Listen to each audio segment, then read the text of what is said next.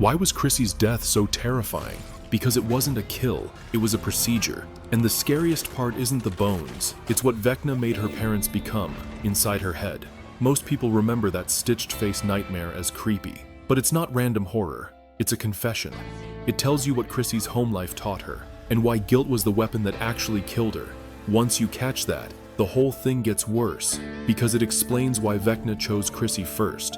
Not because she was weak, but because she was the perfect broadcast. Here's the difference.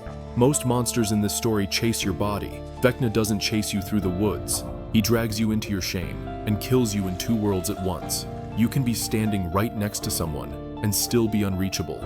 You can be screaming, and it doesn't matter, because the fight isn't happening where anyone can help you. That's what makes the trailer scene feel like a nightmare. It's not a battle, it's a helpless witness. So zoom in on the parent nightmare, because this is the blueprint. Chrissy runs through her own home, and finds her parents, eyes ruined, mouths sewn shut.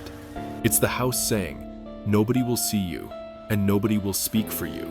Here's what that imagery is doing. Eyes destroyed means I saw what was happening, and I chose not to see it. Mouth sewn shut means we don't say the truth in this family. So Vecna isn't inventing a monster, he's weaponizing her home. And here's the rule that makes it terrifying. Vecna doesn't create fear. He makes your real life feel like the fear was always there. I can't prove the exact moment that started it, but the show hands us enough to reconstruct the most likely trigger, and it explains her guilt perfectly.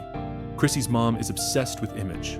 Perfect daughter, perfect body, perfect life. Chrissy isn't a kid in that house. She's the trophy. And I think the trigger was one night. Chrissy's in the bathroom too long, panic breathing, mom outside the door, and it's not concern, it's control. Not, are you okay? But what are you doing?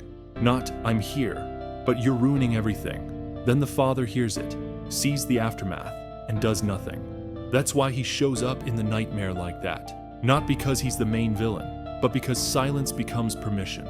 So Chrissy learns the worst rule possible. If I tell the truth, I get punished. If I hide it, I'm guilty. If I need help, I'm weak. This isn't, I did something wrong guilt. This is, I am wrong guilt. Why does that turn into death? The answer is the scariest part. Vecna doesn't kill you because you're sad. He kills you because he can turn your guilt into a button. And once he presses it, you stop fighting. Here's what makes it colder. Vecna didn't pick Chrissy first because she was easy. He picked her first because she was useful. 1. She has the perfect mask. Cheerleader. Smile. Everything is fine. So when she gets taken, the town learns a new fear. If it can happen to her, it can happen to anybody. 2. Her guilt is private and constant. Not one big incident, a daily loop. 3. She's socially central. A popular student dying doesn't stay personal. It flips the whole town into panic. 4. She dies near Eddie, so the town instantly grabs a scapegoat story. That's where Jason comes in. Because once panic needs a target, it always finds one. So ask yourself, was the dad saw? Like he knew and stayed quiet. And here's the twist that makes it stick. The sewn shut parents weren't just her hallucination. They were a prophecy. Because after Chrissy dies, the whole town, they won't see the truth. They won't say the truth. And the people who witnessed it can't convince anybody.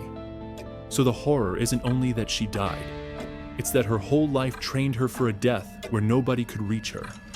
And even after, nobody would believe her.